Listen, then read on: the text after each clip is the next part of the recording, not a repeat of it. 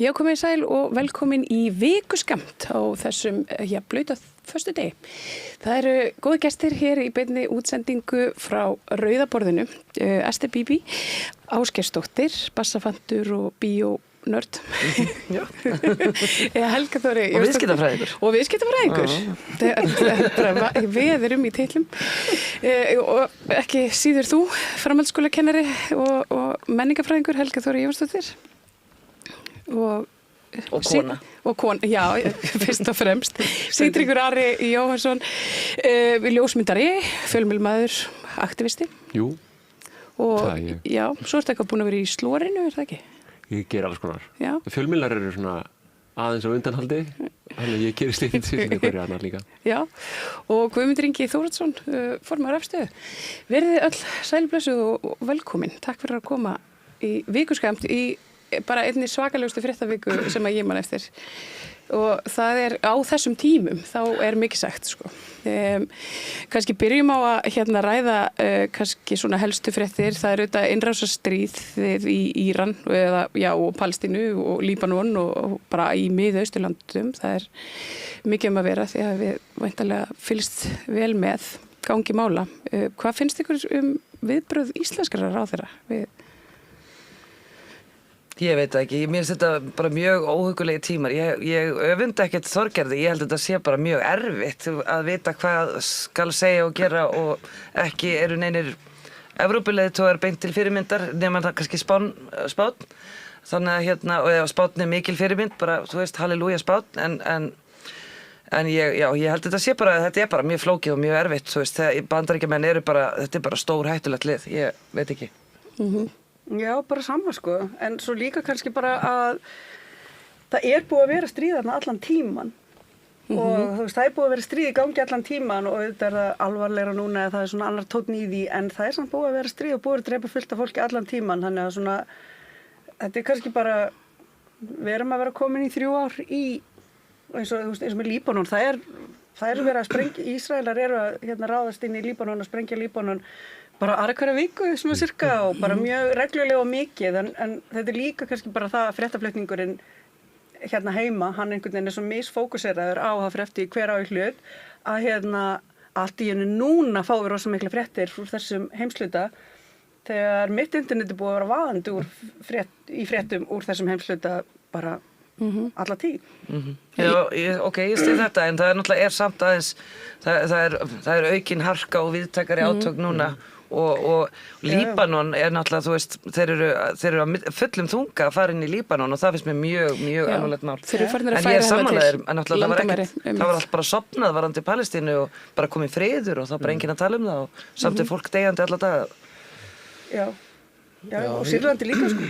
Ég hugsi yfir þessu, ég þekki aðeins til þess að svæðis ég ferðast þarna svolítið í Líbanon og Beirút og maður fær alltaf svona, þegar maður heyrir minnst á það og sérstaklega núna þegar það er verið að hvetja fólk til að yfirgefa Beirút sko. Þetta er óhugnandi en ég fór átti fundi í utanríkisráðuneytinu núna í vikunni og mér fannst þegar ég fór þangað á fundinu þá var ég alltaf komin á stað þar sem að voru menn í einkennisbúningum og bæði lögreglumenn og björgunarsveitarmenn og alls konar fólk í jakkafötum hlaupandi og ég hugsa bara, hvað er stríðið komið hingað? Skilurðu, þetta var ótrúlega skrítin upplifun að koma þangað. Þannig að það er örugglega mjög mikið að gera í því ráðuneyti núna sko. Já, það er líka, og mér fannst það svo sem áður en þetta gerðist, svona einhver svona skringileg, eins og mamma myndi segja, blóð på tannin. Það er svona skringileg stemming búin að vera, stríðsæsingur, bara finnst mér bara búin að vera svona undirliggjandi bara dálítið mikið lengi, þú veist, allt innur alla myndir á Netflix stríð og hetjur og eitthvað úr því og þannig að það búið að vera svona íta undir þetta eins bara mjög lengi á svona í víðum mæli og svo finnum maður hvernig leiðtogar voru farnir að tala, auka allt í meiri peningar í stríðsbúnað og vígabúnað eða hvað þetta heitir og svona eins og það sé allir svona spenntir að hlaupa af stað og það er mjög óhugnanlegt búið að vera mjög óhuggulegt og þess vegna finnst mér ekkert skrítið í rauninni að þegar þeir láta til skara skríða þá bara riðist á undan þeim alveg alls konar og allir til í að ýmist, bara vera með. Allt þetta tala varnir Íslands líka, það er svona horfir öðruvísi viðmanni einhvern veginn núna. Þú veist, en það gerði kannski fyrir hálfu ári síðan eða ári síðan, að því að það var augljóst að það var einhver vitneskja. Á meðal ráðamanna, þau vissu eitthvað. Maður hefur það svona tilfinningunni og þau voru ekki alveg að segja okkur alla söguna. Af hverju þurfti efla varnarsamstarf á varnir Íslands? Ég meina, af hverju eru við með einhverja tölvunörda í háskólanum sem eru að útbúa einhverja varnardróna, svo Haukur Már Helgason sagði frá í vikunni. Og það er eitthvað svona, þetta er svona óþægileg spenna einhvern veginn, en maður veit samt ekki neitt. Þetta er ákveðin samt grundvallar breyting að það skuli ráðist á Íran. Það er öll ár þá er búið að tala þetta og Bandaríkjamenn með eðlilega Ísraelskum stjórnvöldum hefur dreymt þetta alltaf. Netanyahu er búin að vera með þetta sem eitthvað gæluverkefni allan sinn feril og hann er búin að þrýsta á Bandaríkin að gera þetta fyrir sig alla tíð og nú lætur Trump til skara skríða og þetta er grundvallar breytinga því að þetta er 90 til 100 miljónar land, Teheran er borg með 10 miljónar manns, alvöru stórborg og þarna býrðu þetta bara fullt af venjulegu fólki og sem er búið að líða bara og búið að búa við ótrúlega þvinganir núna að mörgu leyti, minnstakosti síðan 1979 en líka auðvitað undir keisaranum þar á undan svona aðeins öðru vísi. En að því að þessar svona hugmyndir sem eru kynntar fyrir manni lífið þeirra fyrir 1979 eru svona opið líf og allir máttu allt en þetta var gert spillt og þá var það alveg þetta vinur keisarana sem að höfðu það næs, ekki hitt fólkið og þetta er svona.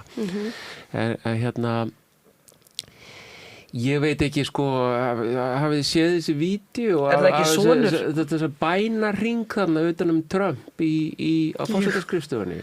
Það er svona hópur af fólki, það er hans helstu ráðgjafar og nánasta fólk og svo bara einhver svona trúarleiðtogar með einhver æla bænir að biðja hann blessunar eitthvað að því að hann er í svo erfiðu stríði að því að þetta er frá þeirra hálfu eru þau bara að gera Guðs vilja það er að láta Guð vinna í gegnum Trump Þetta vilja heimurinn haldi það það er bara eins og köld klúbbur það er líka óbreyttir hermennar að kvarta yfir því að foringjarnir þeirra sé að tala að þetta sé stríð sem þurfi til svo að verði Armageddon og Jesú komi aftur. Þetta vill ekkit eitthvað ungt fólk láta eitthvað snarstörtlað fólk senda sig út, gera sig út í eitthvað heimsendamisjón fyrir eitthvað óljósan Guð. Þetta er bara vitleysa eins og allir vita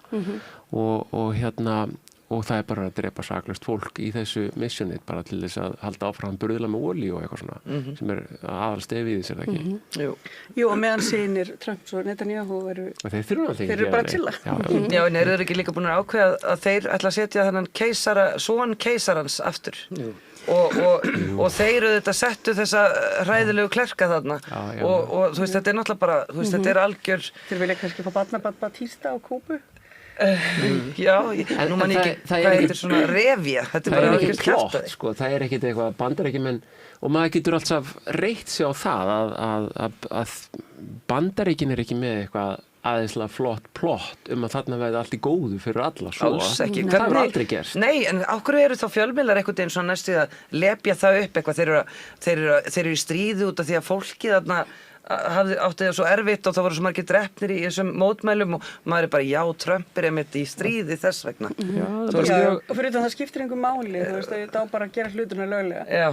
Og líka litlar þjóðir eins og við höfum allt okkar undir því að svona alþjóðlegu séu veirt. Þess vegna einmitt þyrfti fordæming að koma og við myndum vilja heyra hana frá fleirum vegna þess að einmitt má bara gera það sem þeim sýnist. Það er nefnilega það, því að það var það sem þú spurðir viðbrögð íslenskra ráðamenn og það er auðvitað hefur maður inn í sér einhverja væntingar að þau sem að koma fram fyrir okkar hönd í alþjóðlegu umhverfi hafi einhvern dug og geti sagt það sem er rétt. Hafði ég miklar væntingar til Þorgerðar og Kristrúnar í þessu samhengi, nei, ekkert sérstaklega miklar og en það bara ég, það getur vel verið að þessu alveg frábæra í því sem það er að gera ég er ekki hrifinn, sko. Því að myndist á Spán áðan, þá lítur frétt vikunar að vera bara Pedro Sánchez, hann var bara algjörlega einharður á móti og sagði bara nei, hingað ekki lengra og gæti líka sett gott fordæmi, svona fyrirmynd fyrir aðra að þora að segja eitthvað. Og þetta höfum við ekki séð, sko, einhver annar þjóðarleiðtogi sem við vitum í Evrópu sem hefur gert svona, það er kannski bara einn Írar hafa tekið svona ákveðna afstöðu í þessu Palestínumálum. Þeir hafa verið til fyrirmynda líka. En það er svona helst. En Keir Starmer reyndi að segja nei, en svo var hann bara dreginn inn í það. En svo kom svo var Frakkland að leyfa að nota flugvellina þar. Já, og fyrir svona farin að brýna kjarnótana. Já, það nefnilega var svo creepy líka í vikunni, þessi vika, skelfileg vika. Þetta var rosaleg vika. En þá var einmitt að vera þessi kjarnorku tala allt saman og þeir eru að fara með kjarnorku æfingar eitthvað með Norðurlöndum og bara eitthvað, ég meikit ekki, ég að reyna að lesa ekki fréttir. Og svo þetta bara, þetta er svo mikið oxymoron, þetta er eitthvað svona, við erum hérna með kjarnorkuvopnin okkar til þess að Íranir geti ekki framleitt sín eigin kjarnorkuvopn. Þetta er svona, venjulegt fólk það horfir á þetta og það sér alveg hvað þetta er heimskulegt. Og ég sakna þessu hjá ráðafólki að þau taki með þessa afstöðu. Ég meina, ekkert okkar vill stríð og ég trúi því alveg að Þorgerður Katrín og Kristrún Frostadóttir séu á þeirri sömu línu, þeim finnist alveg hryllilegt þegar börn eru sprengt í dætlur og allt þetta. En þær eru bara þær eru bara svona ofboðslega, þetta heitir cognitive dissonance á ensku, hugamisræmi á íslensku. Þetta er svona þegar þú réttlætir gjörðir þínar sem eru þvert á það sem þið finnst í rauninni einhvern veginn með, þú býrðir til einhver svona krókaleiðir til þess að réttlæta það sem að þú ert að gera og er ekki í samræmi við það sem þú hugsar. Og þetta er einhvern veginn, við erum að horfa upp á bara valdastjætt sem er bara í þessu, bara först þarna, í einhvern svona réttlætingum að því að það eru þetta erfitt að standa upp í háruna á stórveldi og segja bara, heyrðu, stopp, nú stýrir mann, sko. Líka því að Trump er persónulegur, hann bara fer bara tilbaka og bara bendir þú. Já, bara tollar og spán og það sem hann megið gera það eða ekki. Hann alltaf vissi kannski ekki að því að hann getur ekki stoppað viðskipti við spán, sko. Hann er alltaf í Evrópusambandinu, þannig að hann væri þá að setja stopp á Evrópusambandinu. Akkurat. Það skiptir ekki máli, held ég. Það er bara yfirlýsingin. Og þetta var ólögleg innrás. Mér finnst líka það einhvern veginn að þegar allir éta upp eitthvað svona að þetta sé ekki innrás, þetta sé stríð. Þetta er bara eins og með Venezuela. Ég meina það var líka bara ólöglegt. Ég meina það snýst ekki hvað okkur finnst Maduro, heldur bara hvernig ætlar að gera. Og þú ert ekki alheimsleika og ef einhver ætlar að vera alheimsleika, kannski plís ekki þú. Ekki Donald Trump. En alþjóðakerfið er að breytast bara úr samvinnu og samtali yfir í einhverja valdapólitík, sko. Það er það sem er að gerast. Bara framkvæmdir. Þannig að við megum alveg hafa áhyggjur. Ég held að ég vil ekki sjá fyrir mér bara einhverja rjúkandi rúst sem síðan þarf að byggja upp aftur að það sé endapunkturinn en þú veist, hvert er stefnu við? Við getum ekki virt að það séu einhverjar reglur og eitthvað sem á að fylgja og ég meina þeir höfðu til dæmis aldrei ráðist á Íran nema því að þeir voru fullkomlega vissir að þeir væru ekki með kjarnorkuvopn. En segja okkur að þeir séu að ráðast á það að þeir séu vissir að þeir séu með kjarnorkuvopn. Þetta er svo mikið steypa og lygin heldur engu vatni. Þeir búin að vera að auka úran í 34 ári. Þessu lélegir. Þeir eiga rosa mikið úran. En þið myndist á Evrópusambandi, það er þetta, bara blaðamannafundur, hún er að ljúka held ég bara í þessum töluðu, það sem er verið að kynna drög af frumvarpi hvað ég að segja? Atkvæðagreiðslu ekki eingöngu heldur áframhaldandi viðræður. Og það eru skiptaskoðanir þessu er ein af þeim sem ég hef átt svolítið erfitt með að mynda með skoðun en bara út af því að ég kannski ekkert voðalega hlynd svona hernaðar bandalögum og svolítið svona brend af heimsmálum þá sé ég ekki að þetta sé góð kosti fyrir Íslandinga en og mér sammála Sigmundur Davíð sem er mjög fyndið. Þetta er svo seint, þú veist, Evrópusambandið það er svolítið svona búið að vera fyrir. Já, ég hefði, þú veist, keypt þetta betur fyrir nokkrum árum, sko, núna er maður náttúrulega líka búin að sjá leiðtoga Evrópusambandsins dásama stríð og segja alls konar vitleysu og það er frekar óhuggulegt en ég hugsa samt að það sé ekki eiginlega hægt að vera á móti Evrópusambandinu fyrir við sjáum hvernig samninga við getum fengið og það er ýmislegt fyrir Íslendinga sem hefur verið undirokuð af pólitískri elitu og embættismanna elitu sem hefur stólið hér öllu steini léttara og það gæti verið ákveðin vernd fyrir okkur út frá þeim sjónarmiðum að vera með stóra bróðir að passa okkur. En er þetta ekki einmitt þá erum við bara komið með evrópska stjórnmála elitu sem að fer bara skipta út byklingum á Íslandi. Ég veit frekar gangi í Noreg. Já, með Sigmundi var það ekki það var fyrsta hugmyndin hans, já, það er rétt. Ég meina þetta náttúrulega bara atkvæðagreiðsla og þetta eiginlega atkvæðagreiðsla ekki neitt. Já, mér finnst þetta vera ekki. Og það það sem að þetta snýst alltaf að því að þetta svona 50-50 mál og það alltaf hægt að ætla alltaf allir stjórnmálamenn að fara með eitthvað 50-50 mál á stað. En þetta svo mikið smoke and mirrors. Nei, þú veitir, sko, þessar samningaverðar voru hafnar fyrir mörgum árum og svo var þeim hætt eitthvað og munið þetta kom alveg áramótasköpun hann fór út og reyndi að hætta þau hlustu ekkert á hann Mynda Herbert Guðmundsson hann í Hollywood Við getum alveg bara, þú veist, ég get alveg bara farið hérna eftir og spjalla við þig María þú veist, hvort þú viljir bjóða mér í mat einhvern tíman og það er engin niðurstaða hvað ætlar að gefa mér að borða og eitthvað og svona og þú ert samt ekki búin að bjóða mér í mat sko. Þannig að þetta eitthvað svoleið sko. Já, en þú veist, ég bara svolítið erfitt með að sjá fyrir mér sko, ég meina til hvers að hef ég einhverja viðræður og til hvers að eyða peningum og tíma í einhverja kosningabaráttu, málþóf og vesen ef að, þú veist, við getum fengið bara já eða nei við Evrópusambandinu og svo fara það bara viðræðurnar og það bara semja og þú veist, við hljótum að treysta þessu stjórnmálafólki sem að við kusum yfir okkur. En verður maður ekki kjósum samning, þú veist, dröga samningi? Virkar þetta ekki þannig? Jú. Já, nú náttúrulega bara verið að kjósum að fara í þess aðild að við viljum sjá samningin og ég vil fá að sjá hvað í boði og hvað samningurinn hljóðar upp á áður en að við tökum síðan aðra þjóðaratkvæðagreiðslu. Svo samningur eitt en svo ekki bara reynslan annað ekki bara fínt að við skoðum hvernig það var Eystrasaltslöndin pluma sig þú veist sem eru þú veist lítil lönd eins og við ég segi það líka því ég var í Lettlandi fyrir jól og þau voru öll bara ekki fara í Evrópusambandið og þú veist þau hafa sínar ástæður og það ekkert endilega sem forsendur hér en ég sé að Írland það hefur alveg blómstrað. Já, að sumirleiti, en jú. En alltaf ekki hjálpa líka Írlandi að Brexit. Þú veist, ekki einhver dýnamík þar sem að skipti máli? Þau voru bara farin að hafa það svo rosalega fínt áður en Brexit kom til sögunar. Já, nei, ég er að meina að þau hafi grætt á Brexit frekar en... Já, þau allavega grættu bara fyrst og fremst á Evrópusambandinu. Já, en það væri gaman allavega að skoða... Og það er alls konar peningar og Evrópustyrkir, það er alls konar gott fyrir almenning sem geti komið í gegnum þetta. Algjörlega. Og þú veist, við höfum hvað sem enga hagsmuna að gæta af þessari auðlind okkar, henni er öllu stólið og stungið í vasan á einhverjum erfingjum og ég meina, ok, auðvitað þurfum að passa upp á auðlindur okkar, ég er ekki að segja það en ég er bara að segja, þú veist, þessi fiskur er ekki minn, skilur, ég kaupi kíló af fiski á 4 skall til þess að hafa í matinn, þú veist, þetta er, ég meina, það er ekki svona afsláttur fyrir Íslendinga. Þessi atkvæðagreiðsla er bara ótrúlega varfærnislegt pólitískt skref að bara halda áfram að gera næstum því ekkert því þið á til langan tíma. Já, það sem mér finnst líka og þess vegna hef ég bara ekki eins og nefnt að mynda með skoðun á þessu og mér er bara alveg sama, það er ekki þetta sem grípur mig. En haldið þið að fólk eigi eftir að flykkjast á kjörstað til þess að kjósa Jú, þeir virða að þetta er bara eins og borgarlíðan, það er allir brjálæðir út af þessu. Það er svona 50-50. Nei, já, allir brjálæðir. Þetta er svona mál. Samt það er ekki búið að sína okkur hvað er. Við fáum aldrei borgarlínu.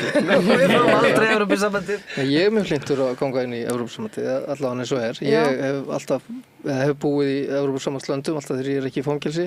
Þannig að ég hef verið svona kannski það sem snerti mig er náttúrulega öryggismál kannski og líka bara að geta keypt fasteign og þurfi ekki að borga hana upp 3-4 sinnum og eignast eitthvað í henni og samkeppni banka og þetta svona samkeppni banka, við höfum leyfi til að versla við banka sem að okra ekki og svína ekki á okkur bara allan daginn alltaf. Það er svona það sem er mínar hugsanir og það er held ég það sem allir græða á sko. Þannig að og ég meina þegar fólk er að tala um auðlindirnar, við missum fiskinn, við fáum miklu meira af bara styrkjum frá Evrópusambandinu heldur en við græðum að þessu fiski, skilur þannig að ég er ekki alveg að fatta þetta. Nei, eins og ég segi, hvað græðum við á fyrst með auðvitað einhverja atvinnu og bla bla bla sem að flest er unnin af erlendu verkafólki.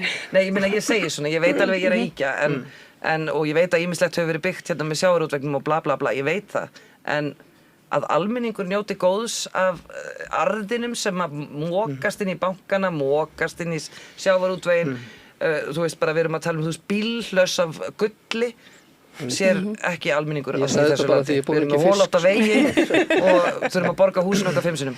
En ég veit ekki hvort þið sáu hérna áform umhverfisráðherra hans Jóhanns Páls, hann talaði á þingi samtaka iðnaðarins í gær þar sem hann talaði að rýmka heimildir til eignanáms fyrir þjóðhagslega hagkvæmar aðgerðir, þannig að það væri í rauninni hægt að gera alls konar í stóriðju þó að það væri einhver landeigandi og ég velti þessu svolítið fyrir mér í þessu Evrópusambandssamhengi, hvað á hann við? Að því að nú getur þú átt bara, þú veist, eitthvað sveitabæ eitthvað staðar og þar eru bara, þurfum að fara í stóriðju bara í gegnum bæðin, þannig að þú hefur enga rétt lengur og bara takk og bless. Þú veist, er þetta ekki svolítið hættulegt þegar við erum komin svo með Evrópusambandið með stjórn á hér öllu, þú veist, við getum verið með bara einhverja Evrópuelítu sem ákveður að byggja, þú veist, ég veit ekki, jarðgöngu gegnum Ísland og við höfum ekkert að segja um það. Mér finnst þetta mjög hættulega lög og ég er bara alveg sammálaður. Ég er samt ekki hrædd endilega strax í dag Evrópusambandið í því samhengi, en ég er bara hrædd við hann. Hvað ætlar hann að gera? Ég er nefnilega ekki viss að Evrópusambandið sé eitthvað hættulegur en Jóhann Páll. Nei, ég held að hann sé alveg stórhættulegur. Og við nú unni með Jóhanni Páli, það er þegar hann var á DFF, svona ungur róttækur blaðamaður sem átti stærsta þátt í lekamálinu og kom að Hönnubyrnu frá og var svona, það var kraftur í honum, en það er einhvern veginn svona eins og það er ennþá kraftur í honum, ég bara veit ekki bara alveg svona svolítið í 2 kannski. Já, alltaf svolítið flotta myndir af hann líka, svona stjarfur, svona horfir út um gluggann. En hann var nú að friða æskuslóðir þínar Grafarvogin. Já, heyrðu. Já, það var nú reynda, já, og borgin í samvinnu við borgina. Má það ekki vera stóriðja þar? Það má ekki vera stóriðja í Grafarvoginum. Það er 112, það er bara Ok, mér finnst þetta óhugnalegt. Ég get vel skilið að það kannski er ekki hægt að vera með málþóf og draga öll mál einhvern veginn með borgarlínunni bara eitthvað til helvitis, en já, það verða samt að vera einhver mörk á stjórnvöld og að það sé ekki bara hægt að níðast enn meira á fólki. Ég meina, það er bara mjög hættulegt. Ég veit ekki hvernig jafnaða mennska þetta er, ætla að fara að ganga á réttindi fólks og eignir, ég er ekki alveg með það á hreinu, þannig að þetta er eitthvað sem var að hugsa betur. Svo er svona ýmislegt í þessu sambandi sem þú veist, eins og allt bara einhvern veginn, það er alltaf eitthvað svo núansað, því að svo hugsa ég líka, já, ég meina, hér eru auðmenn búin að vera að kaupa upp stóri landsvæði, þannig að ef að íslensk stjórnvöld myndi taka ákvörðun að það þyrfti að, ég veit ekki, þú veist, eins og hefur verið nefnt í þessu samhengi Hvammsvirkjun eða eitthvað, og það væri einhver útlenskur auðmaður sem segði bara, hell no, ég ætla að selja vatnsréttinn minn eitthvað annað, þá er einhvern veginn hægt að koma í veg fyrir það. Þannig að ég en svo eru líka auðmenn sem segja bara hell no, ég keypti þetta land til að vernda eitthvað laxveiðiplás og ég vil óspillta náttúru, og sumir af þessum auðmennum hafa segjast kaupa undir því yfirskinni, og stundum hugsa ég að íslenskir auðmenn séu kannski bara mannanna verstir. Já. Ég hef lengi verið með svona hugmyndum að búa til svona crowdfund, það sem að íslenskur almenningur kaupir bara upp landið, svona smátt og smátt. Það við getum bara verið með svona sjóð, þar sem við svo bara svona... Mér finnst þetta mjög góð hugmynd, en þetta er eins og við rekum líka, þú veist, bara Grensás og Landspítalan og allar framfærir á Íslandi eru alltaf reknar fyrir söfnuna fyrir almennings, þú veist, og svo státum við okkur að því að vera með alls konar þjónustu við almennings sem mestu leiti rekin fyrir einmitt styrki sem að hringja síðan daglega í hvern einasta mann á Íslandi. Þú veist, ég veit ekki, við þurfum bara peninga frá auðlindunum okkar. Akkurat, og það er einn af þessum hópum voru einhverjum ungmenni sem svona var ekki Kveik, sem svona vöktu máls að því að vera utan kerfis, þau fá hvergi þjónustu, þau eru ekki geðveik og þau eru ekki eitthvað fötluð, líkamlega fötluð, þau eru í rauninni ekkert veik, þau eru bara með einhverju, en þú veist, en glíma vegna þess að þau rekast við á veggi við svona ýmsar afleiðingar þess. En En þetta svona einn af þessum hlutum sem var svolítið í umræðinni og ég veit bara ekki. mjög alvarlegt mál. Já. Það er mjög alvarlegt mál að það sé ekki hægt að hjálpa ungu fólki með alls konar vanda og þennan vanda náttúrulega, þetta bara gríðarlega alvarlegt og við lengi verið vitað. Já, algjörlega. Bara þessar stofnanir eru hólar og að innan að mörgu leyti, þú veist, er ekki með nægt starfsfólk til þess að sinna þeim erfiðum krökkum eða krökkum, alls konar krökkum sem eru með einhverjar raskanir sem falla utan Svo leiður þetta einhvers fjölþættu vandi, auðvelds þá er þetta orðið miklu flóknara og eins og hann þarna strákur, hvað er hann Gauti, sem kom fram og var að segja sína sögu bara það að vera með geðrænan vanda og fíknisjúkdóm og þá einhvern veginn á engan stað og þetta er bara... Og þetta eru oft afleiðingarnar að fíknisjúkdómur kemur líka vegna þess að þau eru utan veltu og utan garðs og fá ekki þann stuðning sem þau þurfa. Já, akkurat og það er náttúrulega ekki bara annað hver maður mat í hátíð á rauninni. Jú, ég held bara, það er bara mjög, mér bara bregður ekkert við að heyra það að þessi hópur einhvers fólks sé algjörlega utanveldi og ég held að það sé full ástæða til þess að trúa því þegar Dagur geðlæknir segir það. Hann veit það örugglega. Og ég held bara líka að geðheilbrigðiskerfið kannski heild sinni, en geðheilbrigðiskerfið sérstaklega sé bara mjög bástað og ekki bara einhverjir, ég held að sé bara fullt af fólki sem reynir að leita sér hjálpar og fær hana ekki, sko. Ég held að það sé þumulpundarreglan, sko. Og þegar fólk siglir út í tvíþættavanda, fíknivanda eða annað, sem er oft fylgifiskur þess að fá ekki aðstoð við hverskins geðrænum vanda, þá er það afsökunin. Þá færði ekki inn þess vegna. Og þetta er einmitt þess sem við erum að kljást við okkar starfum hjá Afstöðu til dæmis að við erum aðstofa fólk sem er bæði innan fangelsa og utan, eru með greiningar einhverfu og svo er annar hópur stór líka sem er vangreindur, er kannski með einhverfu en það má ekki breyta því að þá fara minni þjónustunar með þegar. Svo erum við með hóp sem að fær ekki greiningar og að því að þeir passi ekki inn að því að þeir ná ekki að vera edrú til að fara í greininguna og þá fá þeir minni þjónustu að því að, og svo koma þeir út og svo fara þeir á götuna og þá fá þeir að vera bara á gistiskilinu en ekki svona úrræði vegna þess að þeir eru ekki með greiningar og þetta er alveg endalaust vandi. Það er náttúrulega eitt af því sem er þarna er líka þessi gamla hugsun þú veist, fíknisjúkdóminn sem eitthvað svona einstakt fyrirbæri frekar en að líta á fíkn sem bara alls konar, stundum er það afleiðing af einhverju, stundum er það, þú veist, þetta er bara alls konar ástæður fyrir því að fólk leiðist út í neyslu. Þetta er bara þessi gamla daga þegar við þurftum alltaf að vita af hverju einhver samkynhneigður og núna er okkur alveg sama af hverju einhverju samkynhneigður. Já, ekki öllum. Við komum að því. En ég finnst samt þetta að segja við krakka með svona tvíþættavanda, að segja bara já, þú verður að vera edrú í 2 ár áður en við getum hjálpað þér að gefa þér lyf eða eitthvað og það er náttúrulega bara gríðarlega alvarlegt af því að það er eins og gildra, það er eins og catch-22. Hvernig eiga þau að snúa við blaðinu að þau fá ekki stuðning til þess? Og þetta er náttúrulega bara mjög fordómafullt og ljótt, smánarblettur og það þarf að gera eitthvað í þessu. Það er kannski eitt sem stóð upp úr í vikunni sem er óundirbúið hér. En það var landssamráðsfundur ofbeldi sem var á Hilton hótelinu núna á miðvikudaginn og það var ríkislögreglustjóri sem hélt það með stuðningi frá félagsmálaráðuneytinu og það er búið að vera í undirbúning núna í svolítið tíma.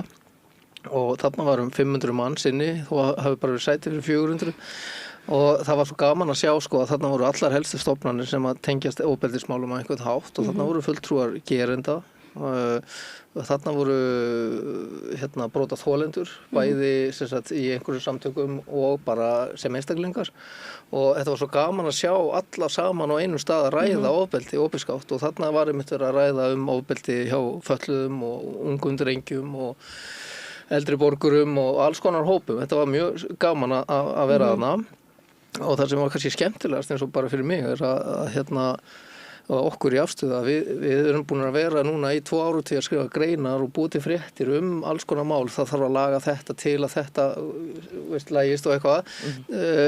Þarna voru allir með þessar setningar og þessar greinar að segja hluti frá stofnununum eins og þau vildu að þetta yrði sem við erum búin að vera að segja í 20 ár og mér fannst stundum eins og þau var að lesa upp greinar sem við höfum skrifað síðustu 2 áratugir sem var mjög gaman að þetta er á vörum fólks en hins vegar er kerfið eins og það var fyrir 20 árum. Það hefur ekkert breyst í grunninn þannig að sko þó allir séu orðið sammála að þetta þurfa að breyta að þá er við einhvern veginn ekki að ná því af stað til að breyta þeim.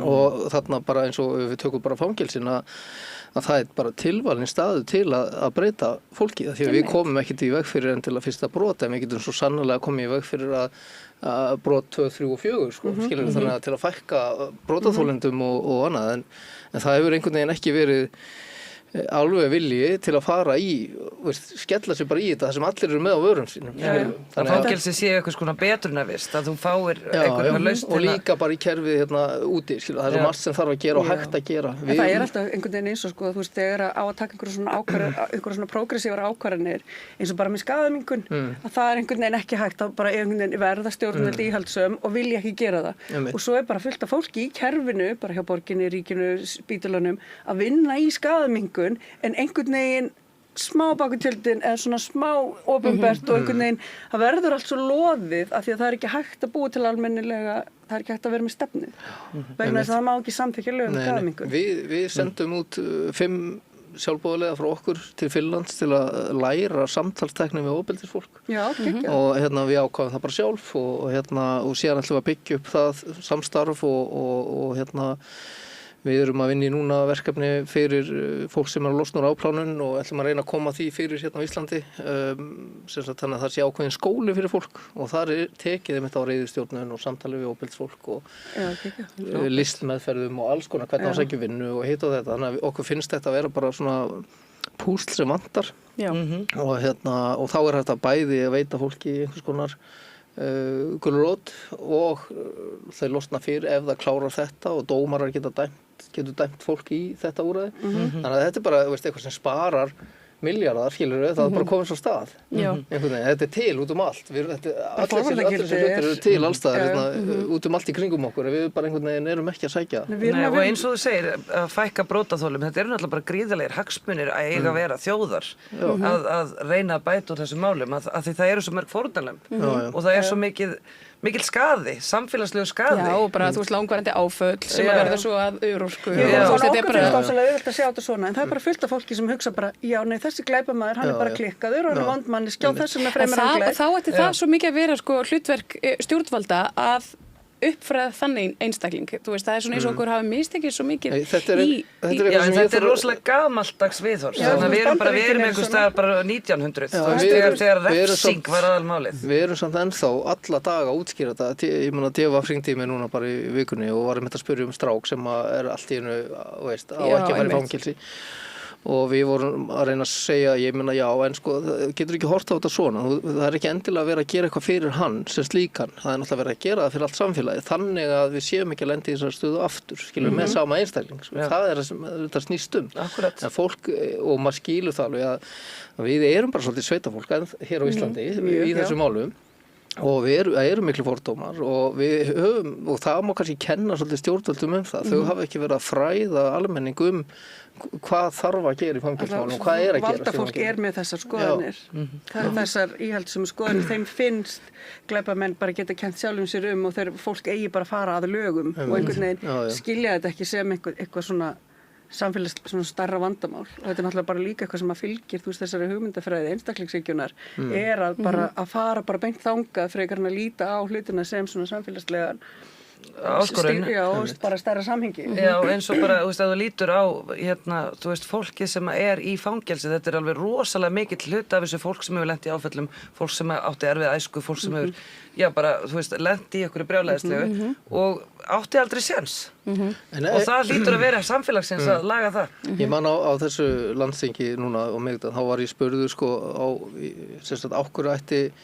ofbeldisfólk að treysta samfélaginu að taka mótið þeim aftur sko málið það að flestir sem eru í fangelsum fyrir ofbeldisbrot að þeir treysta engum þeir hafa bara lent í áföllum sjálfur ungir kerfið hefur brugðist þeim aftur og aftur og aftur eins og bara í Bakkakottsmálunum við sjáum þetta skýrt núna og þeir treysta engum og það að þeir sjá ekki að þeir hafa gert eitthvað rangt og meðan að þeir sjá ekki að þeir hafa gert eitthvað rangt að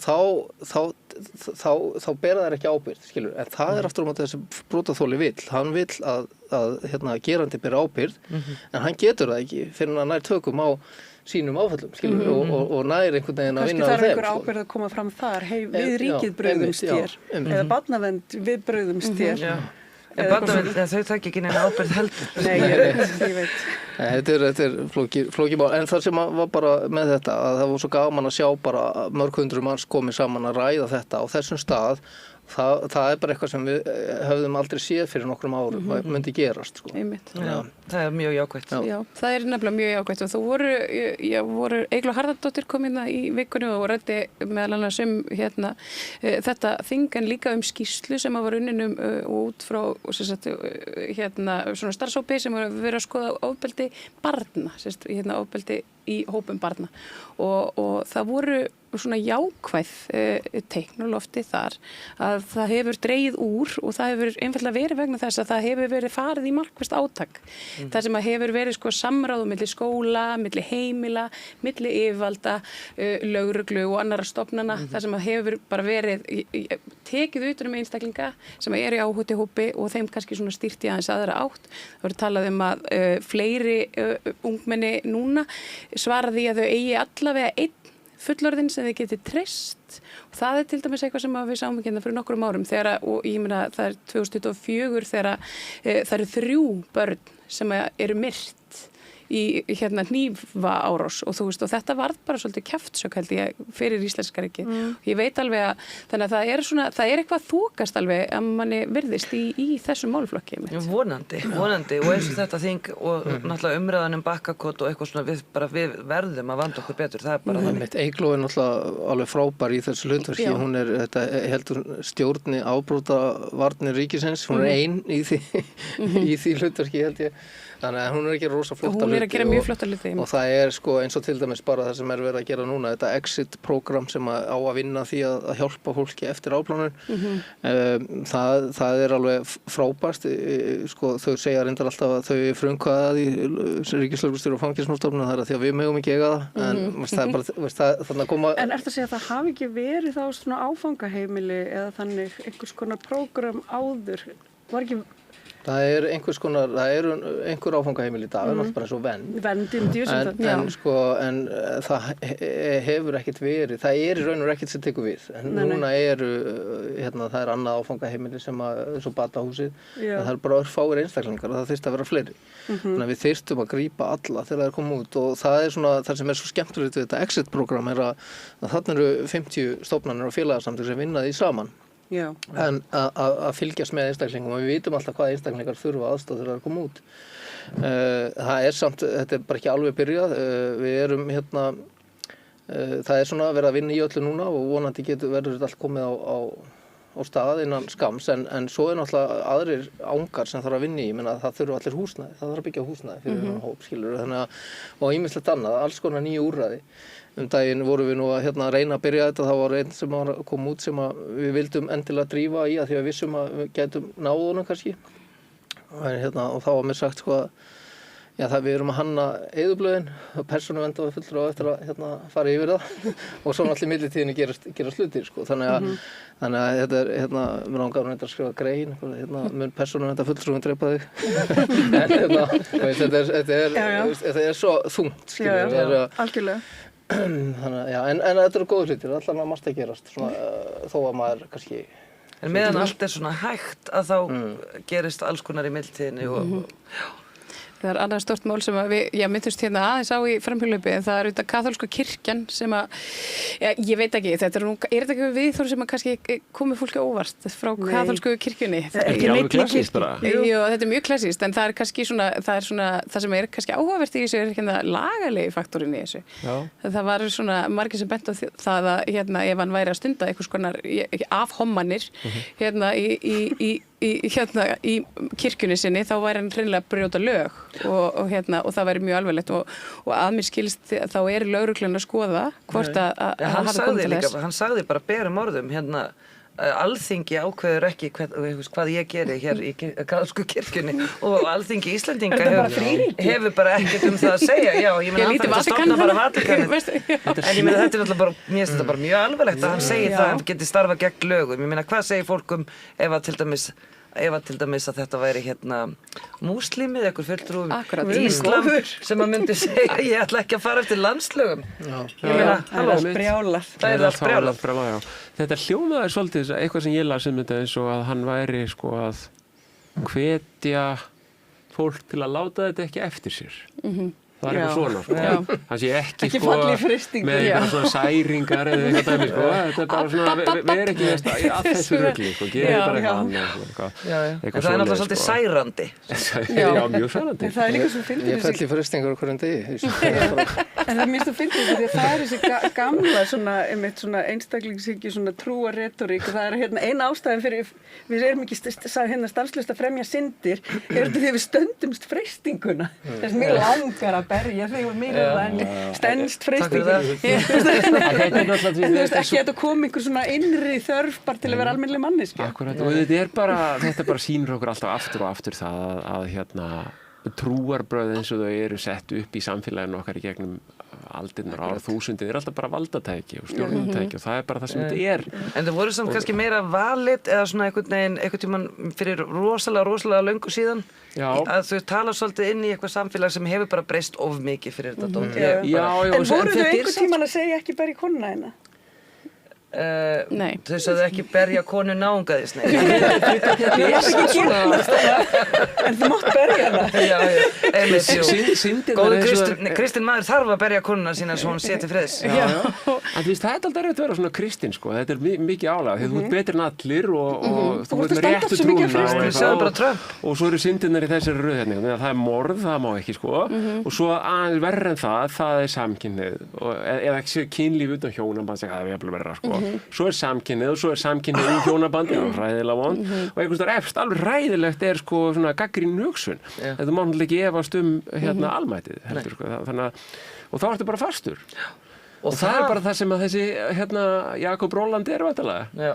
En það er áhugavert einmitt þannig að ég er búin að vera að horfa á þetta er ekki Salt Lake City. Það er eitthvað greiðlega mikið af heimildamyndum mjög fólk sem er mjög trúað í mormónana? Já, með geði hvíta tennur. Já, það virðist bara hefði viðkunnarlegasta fólk með hvíta tennur en virðist vera að því að það er búið að svona alaða upp í þessari óbúðslegu trú og einmitt gagnrýnisleysi að þá eiga svikarappar mjög auðveldan aðgang að þeim og þau verða að lenda rosalega auðveldlega í klóm einhverja kulthópa og það er reyndar virðist vera vera auðveldara í Bandaríkjunum að stofna svona kult og fá fullt af fólki til þess að gera eitthvað alveg, trúa á eitthvað alveg surrealist.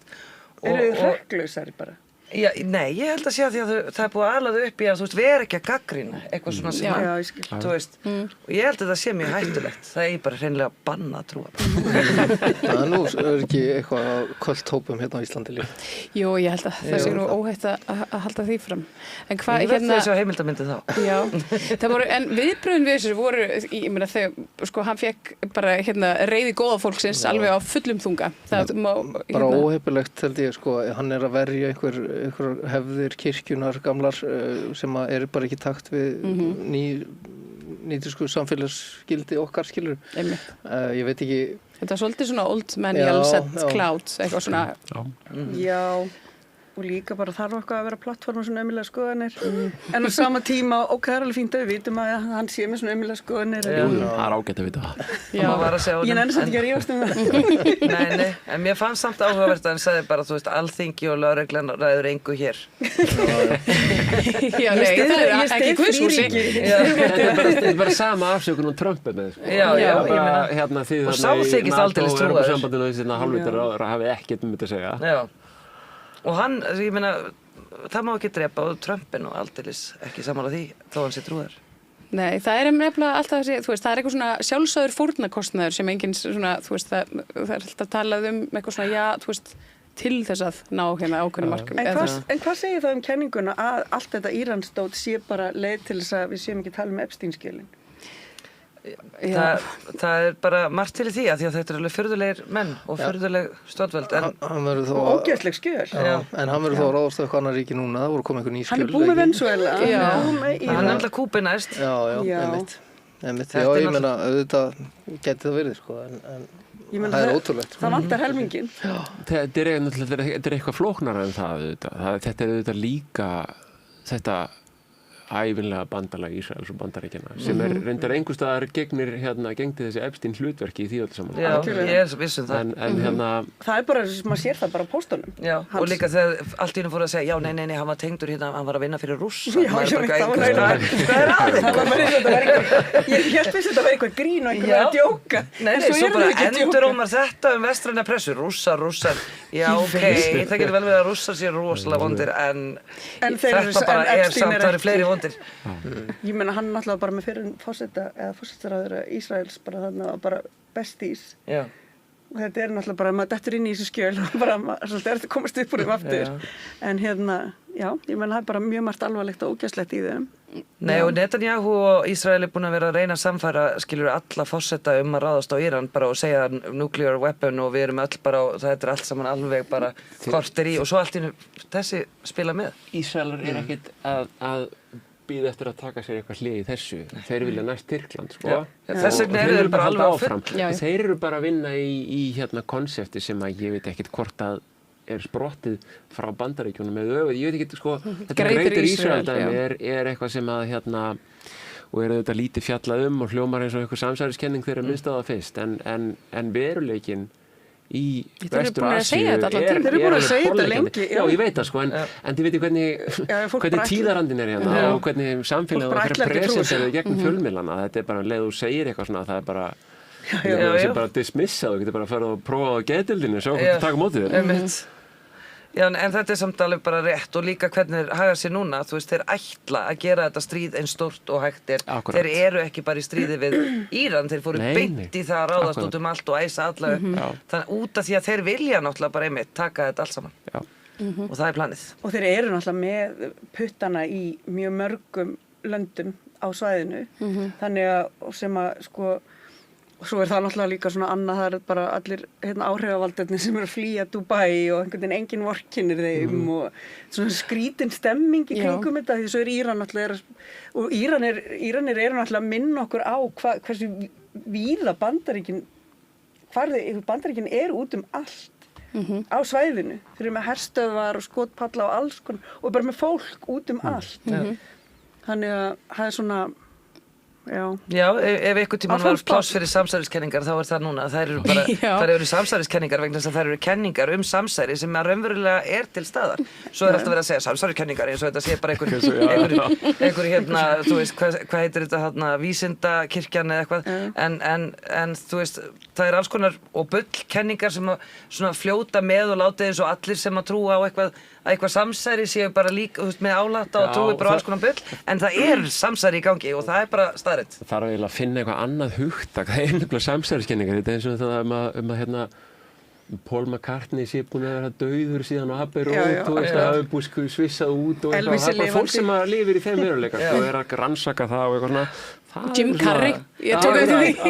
Sko, við verðum bara að faðma þetta uppnefni, þú veist, eins og þú veist, bara eins og druslugangur gerði og eitthvað svona, ég er drusla og bara þá erum við bara, ég er álhattur. Já, og við erum bara stolt. En það er náttúrulega það sem er líka eins og með Epstein-skjölin er að það er bara einhvern veginn allt sem ég þorði ekki að trúa er kannski samt satt. Og þetta er svo stórt og störtlað að hægði því og þetta er satt. Og það er líka annað, þú veist, hver er að stjórna barnaníðingshringnum núna? Þú veist, hvar eru öll börnin sem eru bara að fara að kaupa og sölu? Að því að sko Epstein-skjölin er ekki bara áhuga á börnum. Já, þetta er ekki bara tölvupóstar, þetta eru líka dagbækur barna sem hafa verið fangar hjá þeim sem eru hryllilegar og þú veist bara hvar eru hin börnin, hver er að gera þetta núna, þú veist þetta er svo núna, þetta er svo svona þú veist, við þurfum að vera að bregðast við þessu núna. Það gerir það enginn á meðan það. Nei, þetta er eins og bara þegar við segjum Bakkakota má ekki gerast aftur en við sögðum það líka Breiðuvík og við sögðum það líka hvað ætlum við að gera til þess að það gerist ekki svona hlutir. Og hvar er það? Þú veist, það lítur að vera í gangi núna einhvers staðar. Ég meina, það er bara vont fólk og það þarf að gera einhverja verkferla og vita af því, ekki bara láta þessu ef þú upprættir eitt að þá sé ekkert annað. Það er alveg þetta er allt sama baráttan. Þetta er alltaf snýst þetta að hlusta á fólkið þegar það segir hvað er að gerast. Það er aldrei gert. Sögulega séð í samfélaginu er aldrei hlustað á konuna sem verður fyrir ofbeldi heima á sér. Það aldrei hlustað á barnið sem að endar á einhverju svona vist. Það alltaf hlustað á ráðherran eða barnaverndar-forstjóran eða eitthvað fólk sem til og með stundum veit bara ekkert hvað það að tala Nei, og kannski getur ekki haft yfirsýn einu sinni. Líka baráttan fyrir frelsi þjóðara í Palestínu og svona. Þetta alltaf saman baráttan. Þess vegna svo hættulegt að setja sumt fólk neðar í virðingastegan en annað fólk. Já. Það náttúrulega bara stór hættulega málið í þessu öllu saman að börn og konur voru bara ekki tátt skrifið og þá var enginn að hlusta á það. Arabar, þeir eru ekki, Palestínumenn ekki hátt skrifaðir einhvern veginn í bókunum, fólk er að meðtaka áróður frá Ísrael að allir séu bara einhverjir villimenn og múslimar séu eitthvað ræðilegasta sem að gengjum á jörðinni sem alveg fáránlegt. Það bara fordómar sem má hafa Íslamhópi og það bara allt í góðu. Og trúa öllu illu bara, þú veist að þetta séu bara einhverja mannætur, þú veist það bara rosalega sögur sem að ganga múslima sem bara svo ljótt og fáránlegt að maður bara Fólk skilur ekki, þetta bara eitthvað venjulegt fólk sem vil bara lifa í friði og fara í vinnuna Þetta bara einhver trú og langar líka vextir lækki og eitthvað svona Borða maglúpa á sunnudögum og trúin bara mjög friðsöm líka trúin sjálf, fólk sem eru múslimar þetta bara mjög friðsamt fólk og kílómetragjaldi eins og við hinn Já, friðsamt fjölskyldufólk Já, það það Já, almennt, þetta er ópa Annar hópur sem hefur svona verið litið niður á í samfélaginu eru öryrkjar og það stendur núna til að það er fyrir varp að tengja bætur almannatrygginga við vísitölu neysluverðs. Þetta er svona mál sem að mann finnst svolítið bara svona, já, auðvitað. Þú veist, þetta eru lágar tekjur fyrir fólk sem getur ekki verið á vinnumarkaði vegna viðvarandi veikinda og þetta ætti að vera svona gott að blessa en það eru ansi margir sem hafa lýst yfir svona mikil andstöðu við þetta frumvarp og það sem vakti athygli mína í vikunum var Læknafélag Íslands er eitt af þeim og það vil meina að það verði búin til eitthvað svona hvati fyrir fólk að vera öryrkjar að því að ef þú tengir öryrkjabætur vísitölunni þá gæti orðið eitthvað svona launaskrið á öryrkjum og allir vilja bara vera veikir og hætta að vinna Sko, ef fólk vil endilega vera öryrkjar af hverju getur það ekki bara fengið að vera öryrkjar? Það er ekki, mér finnst það ekki vera þú ert ekki fær starfhæf ef þú vilt ekki vinna og bara þið langar alls ekki að vinna er ekki bara betra á sérsta atvinnuleysisbótum, skilurðu og ég skil ekki alveg þessa hugsun, ég er að vinna og þegar mér langar til þess og ég er með ástríðu fyrir mín starfi og eitthvað svona og væri ekki bara rosa flott ef við værum aðeins meira raðast þarna. Líklegt er að hlutfallslega fæstir vilji vera öryrkjar, líklegt er að hlutfallslega flestir af þeim sárafáu sem alls ekki af einhverjum ástæðum vilja að geta vettlingivaldið eins og það er kallað, þau séu hvort sem er öryrkjar. Þannig að, og það, ég held að sé almenn sátt að við liðkum til með því fólki. Af því að hvað er hinn valkosturinn? Bara bíða eftir að það deyja úr hungri. Og það er ekkert auðvelt að verða öryrki. Það er bara meiri háttar fyrst að leysa húsnæðið og alls konar og svo eru börnin tekin að þetta er alls konar. Það þarf alltaf að fara í steik áður en þú getur fengið þessa æðislegu heiðursnafnbót að vera öryrki og farið að lifa hinu ljúfa lífi. Þetta er bara fáránlegt. Með vísitölutenginguna sem er mjög forvitnilegt, ég skal algjörlega viðurkenna, ég er ekki búin að liggja yfir þessu í fréttum eða þessu frumvarpi, en það er forvitnilegt í sjálfu sér að árið 2026 í einhverju, við erum alltaf komin alveg opbóðslega langt til hægri í öllu, það er svona einhver ultrakapitalismi sem fungerar í öllum okkar kerfum og að þessi hugmyndum vísitölutengingu yfir höfuð einhverja tekna skuli vera á borðinu af því að einu sinni voru laun vísitölutengt í Íslandi, það var bara 1000% verðbólga og eitthvað svona og ég er alveg svona ég hlindur því að þeir sem eru öryrkjar, þeir hafi til hnífs og skeiðar. En nú eru þetta fólk sem að mótmæla þessu hæst, það eru yfirleitt fólk, það er fólki sem er með vísitölutengt laun.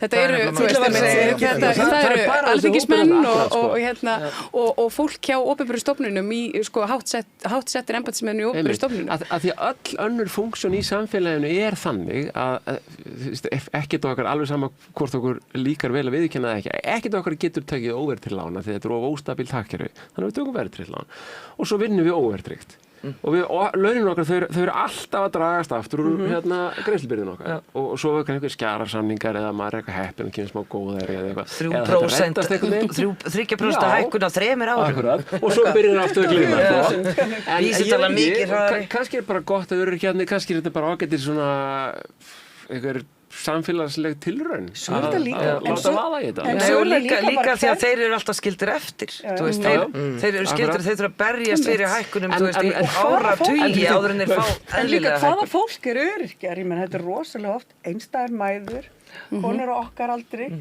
búin að bara fara í börn á dag, 2-3 krakka og með engan stuðning og eitthvað svona. Og þú veist, ég bara... Og það er einmitt það sem kom í ljós einmitt, það var einhver stýrihópur sem var settur saman til þess að skoða einmitt, bara meta þennan hóp sem telst með örorku í íslensku samfélagi og það sem kom í ljós var að þetta voru, að mörgu leyti voru einmitt þetta konur sem hefðu áfallasögu og hefðu, þú veist, ekki fengið aðstoð innan kerfis og þannig að það er auðvitað, þú veist og þá heldur áfallin áfram en þá er bara, þú veist, en þá er þetta svo auðvelt eins og þú segir, þú veist, það er hægt að bremsa miklu fyrr, þú veist, ef við höfum einhverja áhyggjur af, þú veist, að vísitölu tengingu örorkubóta, þá skulum við bara hætta að framleiða öryrkja með því að vera góð við fólk.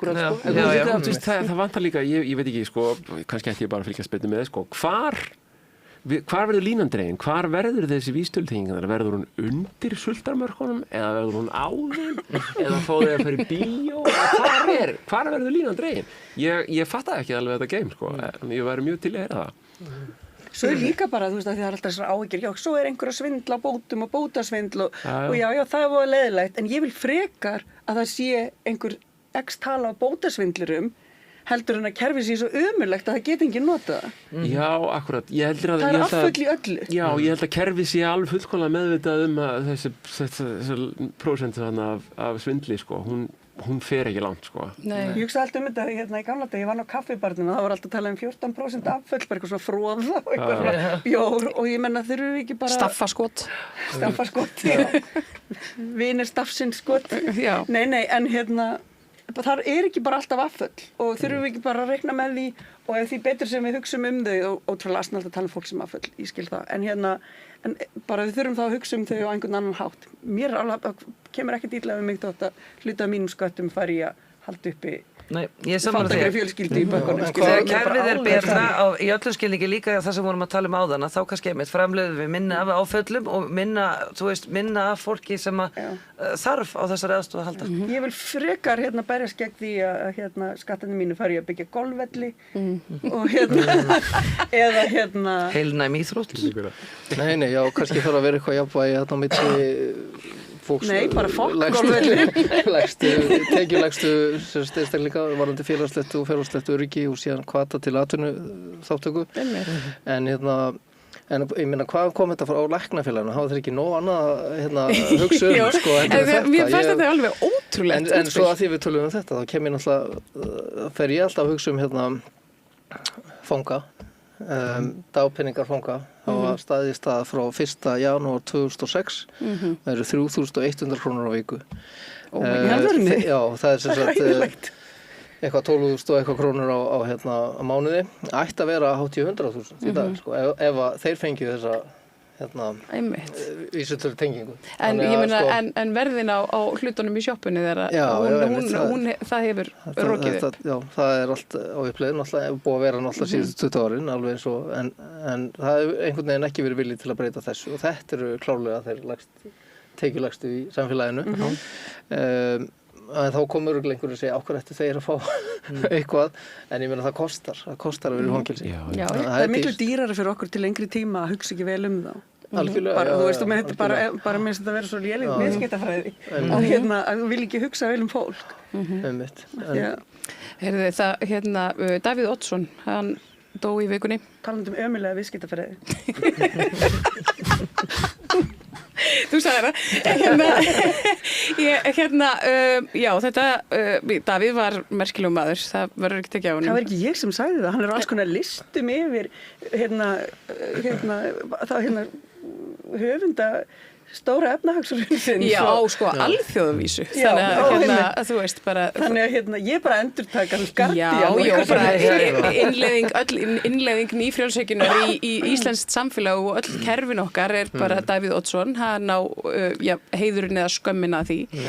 Og en það hefur verið svolítið áhugavert að fylgjast með umræðinu andlát Davíðs, af því að það svona ótrúlegasta fólk sem að einhvern veginn svona sér, ég finnst það verða einhvern veginn að koma einhverju niður á blaðumann og mér var kennt bara að það sé kannski þegar einhver deyr sem að maður elskar ekki, þá kannski bara svona virðingu við ættingja og svona að þá kannski best að segja bara sem minnst en það verður samt að ræða það aðeins að þarna svona máttarstólpi í því samfélagi sem við sitjum hérna og höfum verið alveg svona að gaggrýna. Hann horfinn frá.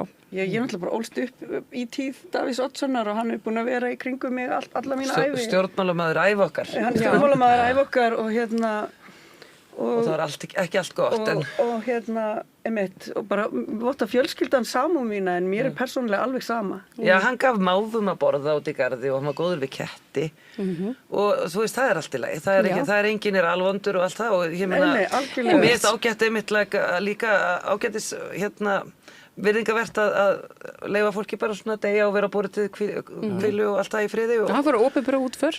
Já, heimilt. Já, hann var forsætisráðherra, ég menna það bara þannig. 13 ár. Já. En já, við þurfum samt ekki að breyta sögunni og hamast öll við að breyta sögunni. Ég man alveg hvernig hann talaði mæðrastyrksnefnd og bara hvernig hann talaði fólk, talaði lægst setta fólki í okkar samfélagi. Mér fannst það ekki kúl þá og finnst það ekki kúl heldur núna. Og stefna Sjálfstæðisflokksins auðvitað bara þeir voru alltaf bara með 60% og þá var það bara ef einhver talaði gegn þeim þá fekk hann ekki vinnu framar við það voru alls konar svona hefndaraðgerðir sem eru sannleikur, ekki samsæðiskenning. Þetta dálítið athyglisvert sko og ég veit ekki hvort að maður á eitthvað að velta þessu upp á þessu en hann átti það til og það fólk hefur svolítið að tala það kannski til þess að vera ekki í einhverju neikvæðnisstrasi sko. Hann átti það til að gera býsna svona elegant hluti inn á milli af því að hann var beðinn það eða einhver vinur hans baðan það eða það er eitthvað svona lojal þráður þarna þegar að þarna þú þarf að þvert á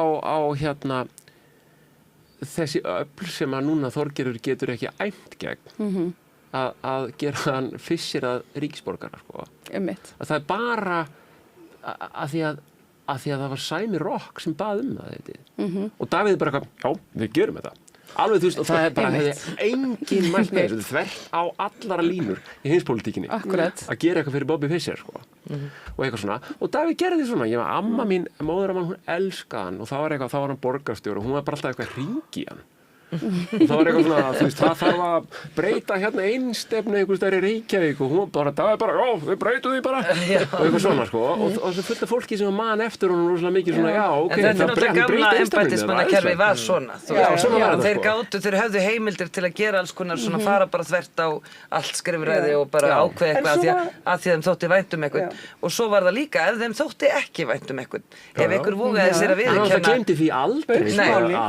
vogaði sér að viðurkenna hann væri, þú veist, kannski í Alþýðubandalaginu eða þú veist, eitthvað stóð fyrir eitthvað sem hann ekki fílaði þá fékkstu bara ekki fyrirgreiðslu í banka þú fékkst bara ekki vinnu svona var þetta já, og það sannleikur og Davíð var hluti af því kerfi ég veit flesta ráðherra held ég síðustu 20 árin út af okkar starfi en Davíð hitti ég nú reyndar aldrei í tengslu með það en ég var yfir að vera á Hótel Íslandi og þar hitti maður stundum í galadinnerum en hann var ekki hann var hress þá allavega, hann var alveg gaman á hann það einu mín kynni á honum hann gæti verið fyndinn og sniðugur og hann átti eftir sig þegar ég starfaði í fjölmiðlum og mér fannst það mjög fínn ég hugsaði mitt bara já, hann kann þú veist, hann næs og þægilegur í umgengni og skemmtileg létt í honum og svona. Gætum við allir gangur á því. Já, ég hitt hann ekki, hitt hann aldrei leiðilega. Þegar þú varst að Gula húsið, ég náttúrulega veit ekkert hvort það sé satt eða ekki, en hann á að hafa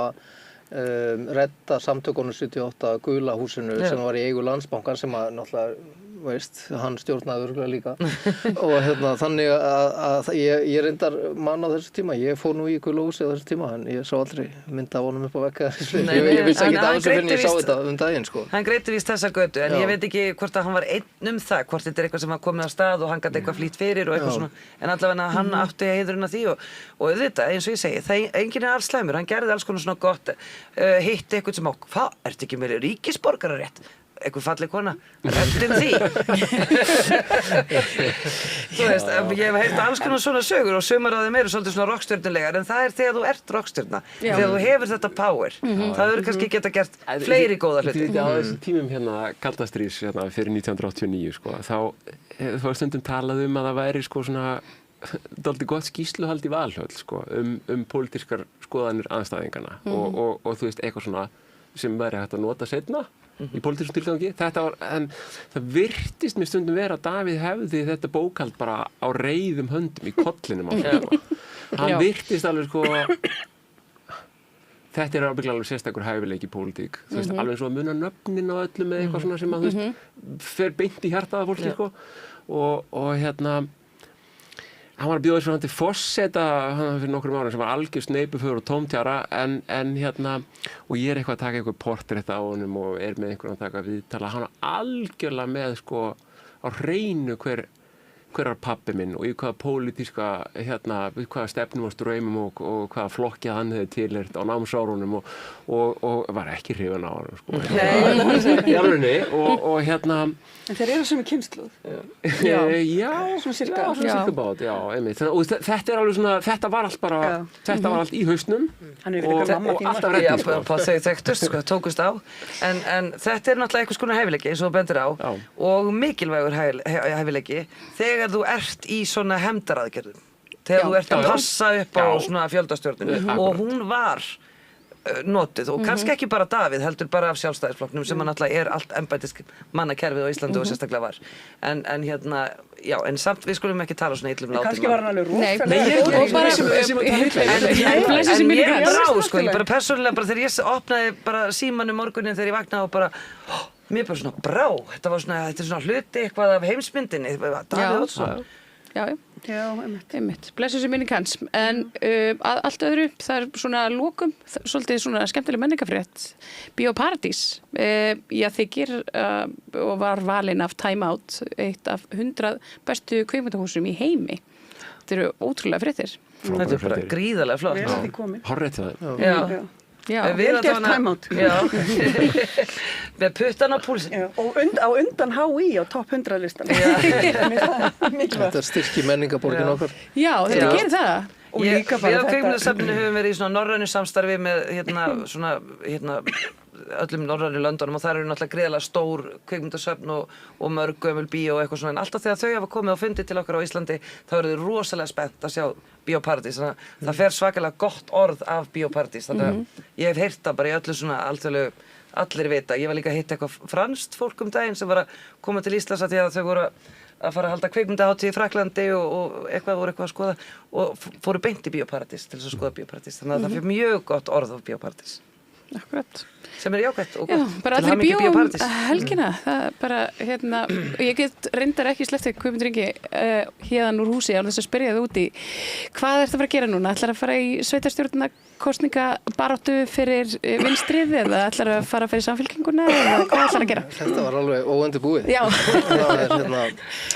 Það er bara, þetta er pólitíkin. Ég er ekki að fara fyrir vinstrið og ég er ekki að fara fyrir samfylkinguna þannig að maður veit aldrei hvað gerist en það kemur alltaf eitthvað gott út úr öllu það svipur á honum, hann er með eitthvað plan þetta er bara og ég veist kannski bara Nei, ég meina við sögum það ég er náttúrulega formaður Rósarinnar líka og við sögum það þegar við fórum hann í eitthvað smá uppsteyt að við gætum gert ekki neitt og við gætum gert eitthvað seinna og það er bara svolítið staðan Rósin ætlar ekki að vera með neitt uppsteyt núna en við erum ekkert búin að skrá okkur aftur inn í fulltrúaráði.